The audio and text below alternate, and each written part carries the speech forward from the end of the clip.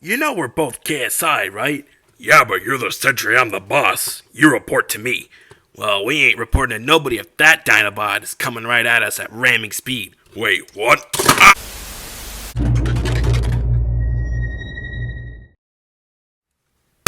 What's going on, everybody? Republic Cinema here, and in this video, we're going to be taking yet again another throwback at an older Transformers Studio Series figure, which is also rare, that being the Transformers Studio Series Voyager Class number 43, the KSI Boss. Now, the KSI Boss appeared in Age of Extinction and was just pretty much cannon fodder, as there was like multiple amounts of the KSI Boss, and they all got eaten up by Dinobots. Most notably, they're the ones spewing out green blood upon being crunched at by a Dinobot. I suppose the bigger they are, the worse they die. Anyways, the design for the KSI Boss was pretty good. I liked the way it looked. But then the design model was later used for Nitro Zeus from Transformers The Last Knight, to which this Studio Series figure is a silver repaint of an older figure from The Last Knight, that being Nitro Zeus. And I gotta say, I quite dig the paint scheme. The original version just had a sort of boring-ish sort of gray, so when Studio Series came around and did a repaint of this guy, it was a bit of an improvement, especially the head. The head sculpt looks nice too. However, if this was Nitro Zeus we were talking about, then it would have been an inaccurate head sculpt, as Nitro Zeus had a little bit more of a shockwave-ish sort of head, thus making the original mainline Nitro Zeus a little inaccurate. This figure was in Wave 7, which was the wave of Studio Series 42 Longhaul and Studio Series 44 Optimus Prime. I believe all three of them were somewhat difficult to find, to which unfortunately led this figure to being rare, just like Longhaul and Jetwing Optimus. So yeah, if you want to army build this guy, good luck. But anyways, let's take a look at the painting and the sculpting, which is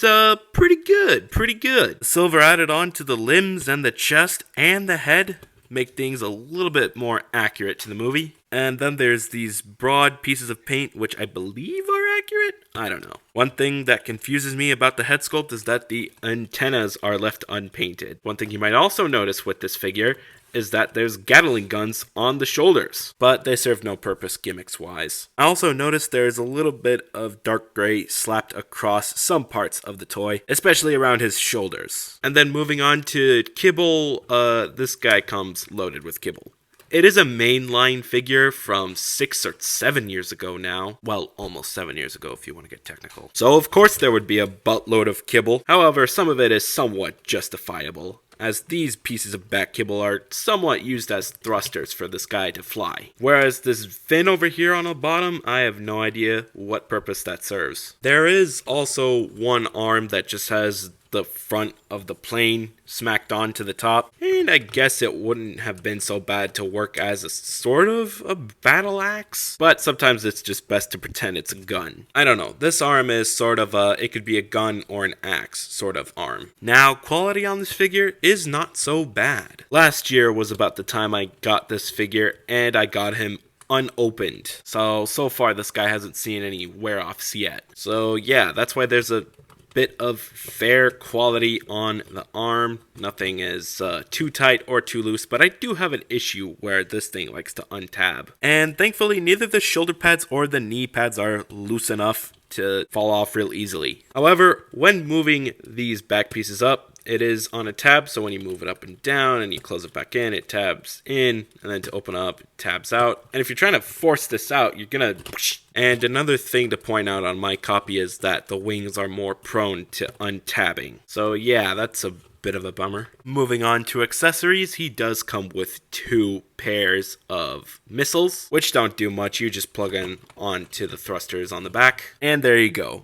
It makes him more vulnerable to blowing up, unless he's quick to launching them before getting shot at. And then this figure does come with a gimmick where you move the front barrel out and you have an extended gun. Not gonna lie, looks alright, but unfortunately the muzzle cannot plug in a blast effect, which kind of sucks. Not only because of these pieces on the front of the muzzle, but the slot itself is too big to hold any of those blast effects in. But anyways, it's your choice to either have the gun extended or closed in. Either way, you could still pretend it shoots. So yeah, I think that's pretty much the gist of the accessories. Not much going on other than those missiles. But hey, that's where the gimmicky gun comes in place. Now before we move on to articulation, I want to mention one more thing. But originally in Transformers The Last Knight, what Cogman was originally going to do is snap off Nitro Zeus's head so that way he could plug his head onto Nitro's body so he can control Nitro's body. That way he has a stronger body than the original one. Now, unfortunately, that idea never surfaced on the movie, as I suppose it was odd,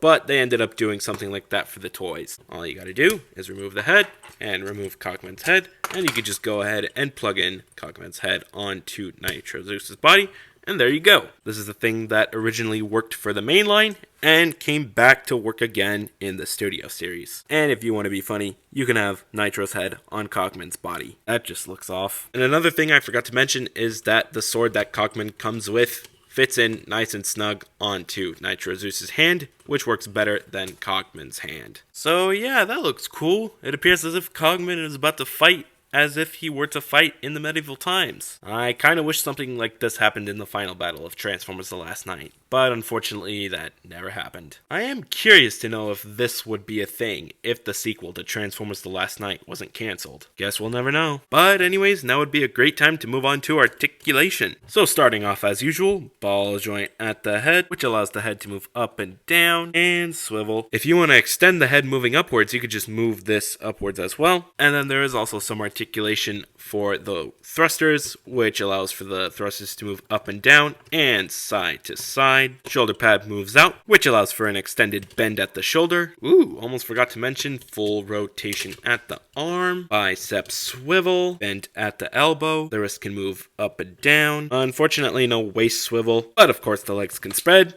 Leg can move forward, can also move backwards. Thigh rotation, bend at the knee. Oh, and the knee pad also has some articulation as well. And then lastly, the foot moves up and down. With the articulation out of the way, we can now move on to size comparison. Starting off with a little bit of KSI personnel. Here he is next to his KSI Sentry little buddy, Stinger, Galvatron, Lockdown, Shadow Raider. Here he is alongside another repainted version of Nitro Zeus, that being Dark of the Moon Thundercracker. Here he is next to Drift, Grimlock, Dispenser, Crosshairs, Hound, Evasion Mode Optimus, High Octane Bumblebee, Mohawk, Hot Rod, TLK Crosshairs from the Studio series, TLK Bumblebee, Cogman, Barricade, and lastly, Night Optimus. And the KSI gang's all here. As you can see, we are missing quite a couple of KSI personnel, that being a couple repaints of the KSI Sentry, a two-headed Shockwave, and the concept art Widowmaker, which is set to release sometime next year. What would be really cool to see, however,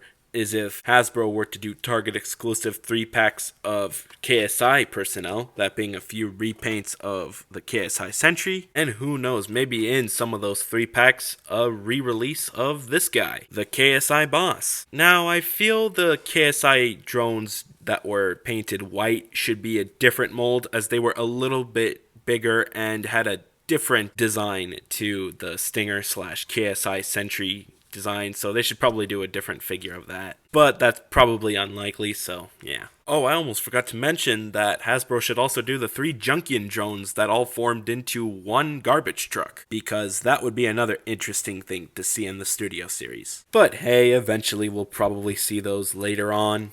Who knows? But anyways, I think now would be a great time to work on the transformation. So starting off, let's just fold in some of the minor things as well, like the feet and the hands, as well as folding in these completely, like so. After that, fold this completely in as well. Make sure they tab in like so, and you should have something like this. Oh, and if you haven't already, don't forget to remove these missile pieces as well. Move this outward as well, and then push this down. I think you're supposed to rotate the head as well, and then leave it there. After that, leave the arms out right there, and then we're going to go ahead and split the legs open. This part is going to move out like so that way you can untab the arm right there and move it down over there. Make sure the arm is like that, so that way you push this down. For now, what you're going to do next is untab this arm, push it all the way in, make sure it's like that. Rotate this section so that way the tip is facing upwards, and then just have the head resting on that hollow gappage right there. And then after that, before we continue on folding in the spaghetti, we can just go ahead and untap everything over here. Make sure you untab that top part over there and spread it out like so. You also might want to push that down and then move this little flap out here like so. Same process applies to the other wing, and then you just move this whole flap backwards like so. And then there's a slot beneath this part of the wing that's supposed to tab onto the arm, and then open up the fin right here, and then rotate this upwards and make sure it tabs in. After that, you're just going to go ahead and move this entire section back over here, rotate the leg, and make sure that this slot on the side of the foot right there tabs onto that tab right there. Make sure that both of them tab in. You're going to want to do the same thing for the other side. Almost forgot to mention that there's this little crack right here, which is supposed to go under this piece right there. After that, move the wing down and make sure it tabs in. Same thing for the other side. Make sure a buttload of tabs and slots are tabbed in, because you got to do that in order to make sure that the wings are completely tabbed in and won't try to tab off abruptly. There is landing gear on the back, so all you got to do on the front is just move this front landing gear out.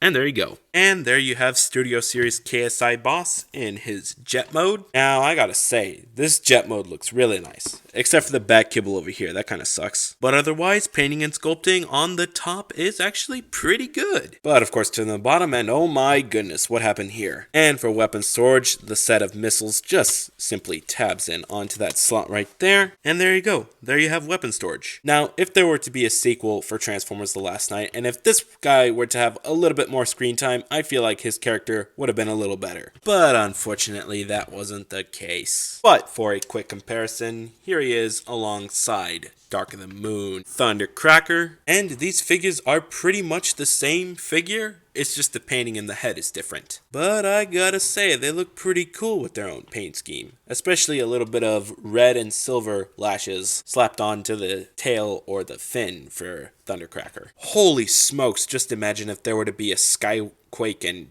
Dreadwing repaint using the Nitro Zeus mold. I would most definitely buy that. But anyways, leave a comment down below which one's your favorite, because both of them look pretty cool. And I think that's pretty much all I had to say for this guy. Overall, pretty solid Voyager. Definitely recommend picking up. That's if you can pick this figure up. He's kind of hard to find in the aftermarket. Being sold without the box on eBay, he can go up as much as $70 and over $100 with the box. Yeah, this guy can get pricey. If you are in fact looking to pick this figure up, I recommend checking eBay and Mercari. Although if you want to get this guy for a reasonable price, you're gonna have to wait a bit for such a price to pop up on either sale. Hopefully in the future, Hasbro considers re-releasing this guy as well as his little KSI assistant in a multi-pack. And who knows, maybe repainted too. But like I said, all I can say is time will tell. But anyways, if you like what you saw in this video, be sure to slam that like button, share this with your friends as well, turn on post notifications so that way you don't miss another upload. Let me know how I did in this video, and most importantly, be sure to hit that big red subscribe button. And yeah, I think that's pretty much it. Thanks for watching. See ya!